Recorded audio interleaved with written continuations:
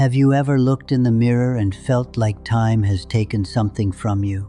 Not just youth, not just the face you remember, but something harder to name. A sense that the world is moving forward and you are somehow being left behind. That the person staring back at you is carrying more years than they feel ready for. If you have felt this even once, even quietly, even in a moment you would never admit to anyone, then what I am about to share with you today was made for you. The Buddhist tradition has understood aging for 25 centuries, not as a problem to be solved, not as an enemy to be defeated, but as one of the deepest teachers a human life will ever encounter. Today, I want to share 5 truths about aging that the ancient teachers passed down through generations, not to comfort you with empty words, but to genuinely shift the way you see the years that are behind you and the ones still ahead. Stay with me, because what you hear today might change the rest of your life.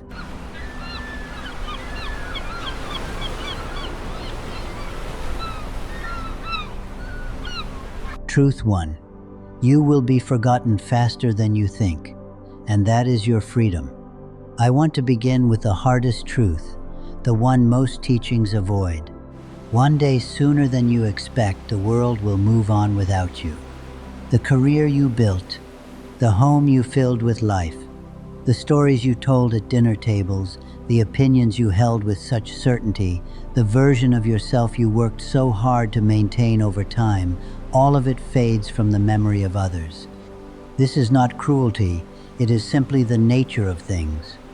And I have watched people spend the second half of their lives in a quiet, desperate struggle against this truth, trying to remain relevant, trying to be remembered, trying to leave a mark large enough that time cannot erase it. I understand that struggle. I have felt it myself. But here is what the Buddha taught, and what I have come to know as true after many years of sitting with this teaching. The desire to be remembered is the desire to be permanent, and the desire to be permanent is the root of suffering. In the Zen tradition, there is a story I return to often. A young student once asked his aging master, "Does it not sadden you, knowing that when you are gone, people will forget your name?" The master said nothing at first. He simply pointed to the river flowing past the temple. "Tell me," he said, "where is the water that was here yesterday?" The student hesitated. "It has flowed on." "And yet," the master said, "the river remains." It is not the name we leave behind that endures. It is the current of our actions, the warmth we extended to a stranger, the patience we showed a child, the kindness we offered when nobody was watching and nothing was expected in return. These things do not disappear when our name does. They flow forward through the people we touched, into the people they will touch, on and on through time in ways we will never see and cannot measure. You do not need to be remembered to have mattered. You only need to have loved well while you were here. I will tell you something honestly. The day I stopped needing to be remembered was one of the quietest days of my life, not because I stopped caring, but because I finally understood that caring about the river is far more important than caring about whether anyone remembers a single drop of water. Let go of the need to leave a mark. Leave a current instead. Truth, 2. Your body is not betraying you, it is speaking to you. Once you could move through the world without thinking about it. The body simply carried you upstairs, through long days, across distances without complaint, without negotiation, without the daily conversation of aches and limitations that aging eventually brings to everyone. And then one morning it was different. The knees that once bent without thought now offer resistance. The energy that once arrived without asking now has to be conserved. The body that once felt like an extension of your will now feels some days like something you are working with rather than something you simply are. This feels like betrayal. I know it does. But the Buddha would say something different. It is not betrayal. It is nature at work. And the suffering is not in the changing body, it is in the resistance to what cannot be changed. There is a parable in the Buddhist tradition about an elderly monk who struggled to carry water from the river as he once had. His arms shook with effort that had once cost him nothing. Frustrated, he went to his teacher. "Master, why does my body fail me?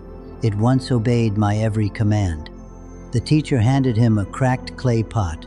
"This pot," he said, "once held water without effort. Now it leaks. Does that make it useless?" "No, master. It still holds some water." "And does it not still serve a purpose?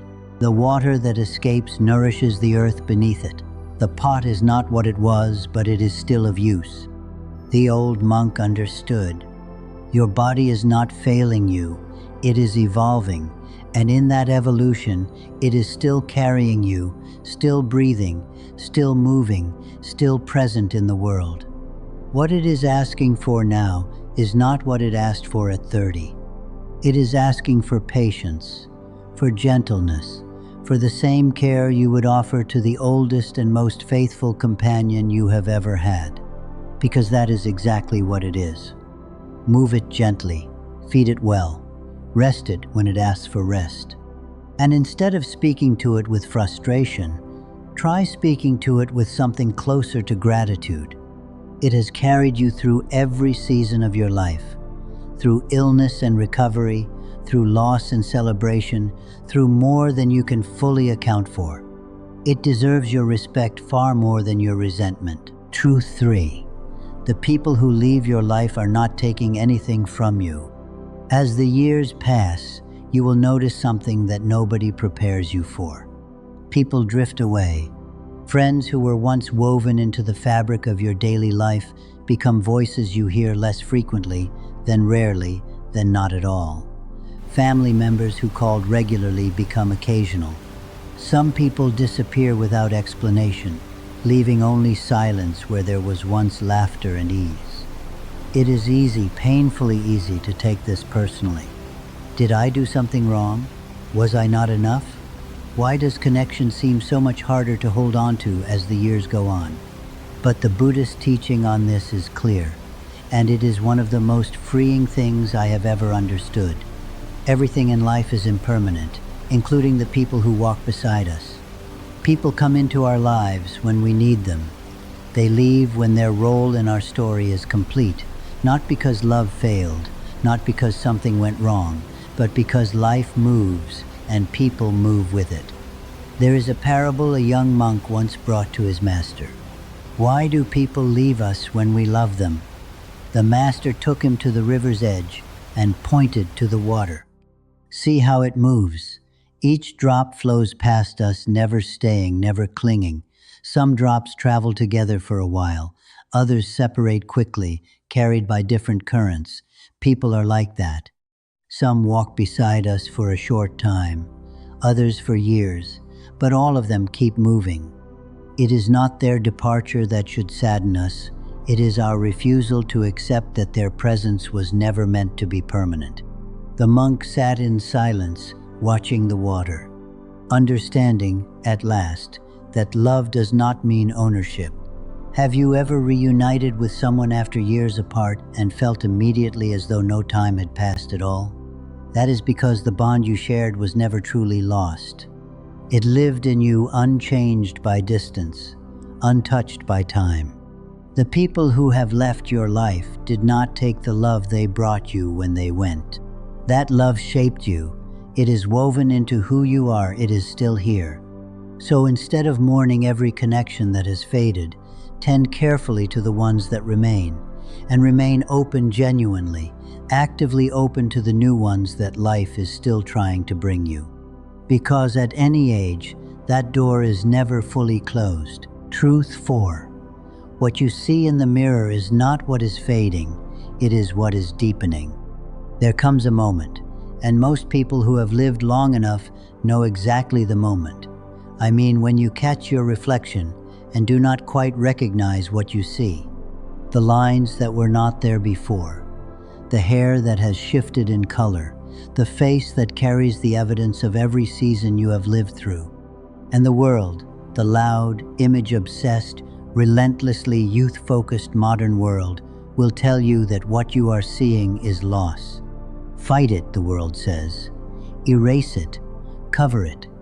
Chase the version of yourself that existed 20 years ago as though that version was the best one you will ever be. But Buddhist philosophy teaches something that I find extraordinarily beautiful. True beauty is not found in flawless skin. It is found in wisdom, in presence, in the particular kindness that only comes from having lived long enough to understand what truly matters. A Zen master once spoke with an elderly woman who came to him with sadness in her eyes. "Master," she said, "I look in the mirror and do not recognize myself. My beauty has faded. I feel invisible." He led her to the garden and pointed to a cherry blossom tree in full bloom. "This is beautiful, is it not?" She nodded. Then he pointed to an ancient pine, its bark weathered, its branches twisted with decades of wind and storm. "And this?" She hesitated. "It is different, but there is something dignified about it, something strong." The master smiled. "A child sees beauty only in the cherry blossom. With time, we learn to recognize the pine. Your wrinkles are not flaws. They are the lines of a life fully lived. Your gray hair is not something to be hidden. It is a crown earned through seasons that shaped you. Think about the elders who have moved you most deeply in your life. Were they beautiful because they looked young, or because they carried themselves with a dignity, a warmth, a quality of presence that only comes from having really lived through everything life brings? That is what you are becoming. Not less, more. Truth 5: Love does not die. It changes form. I want to end with this one, because I believe it is the most important truth of all. As the years pass, you will experience loss more frequently. Parents, siblings, friends you thought would always be there, perhaps people younger than you expected to lose. One by one, people you have loved will leave this world, and nothing, no teaching, no preparation, no amount of philosophical understanding fully prepares you for the specific weight of that. Grief is real. It is not something to be bypassed or spiritually transcended before its time. But Buddhism offers something here that I want you to hear carefully. Love does not die. It changes form. There is an ancient story of a woman named Kisa Gotami, whose young son died suddenly. Overcome with grief, she carried his body through the village, begging anyone who would listen for medicine that could bring him back. Finally, she came to the Buddha.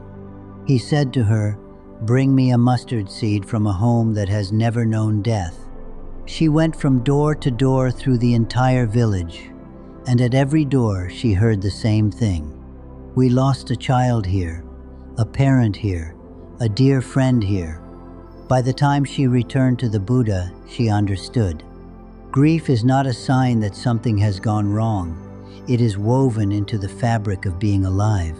Every person who has ever loved has also lost. And the love that love does not go anywhere. Every time you speak the name of someone you have lost, they are present. Every time you carry forward a kindness they taught you, they are moving through the world in you. Every time you love someone the way they loved you, they are still here.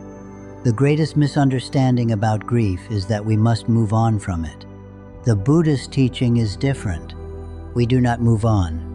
We move forward, carrying the love, the lessons, the living presence of those we have lost into every day that follows. They are not gone. They are in you. And as long as you keep loving, they remain. 5 truths. Not to make aging painless. Nothing does that.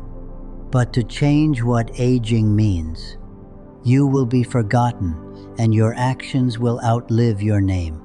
Your body will change, and it deserves your gratitude, not your resentment.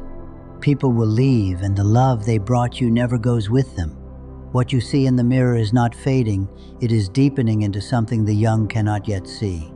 And everyone you have loved who is no longer here, they are still with you, in every act of kindness you carry forward in their name. Aging is not the closing of a book, it is the turning of a page. And the next chapter, with all its weight, all its beauty, all its unexpected grace, is still yours to write. If one of these 5 truths landed in a place that needed it today, go to the comments and write the number. Just the number of the truth that found you. Share this with someone who is struggling with the passing of years. Someone who needs to be reminded that what time brings is not only loss. I am Master Liang. Stay present, my friend. The river does not mourn the water that has flowed on. It simply keeps moving.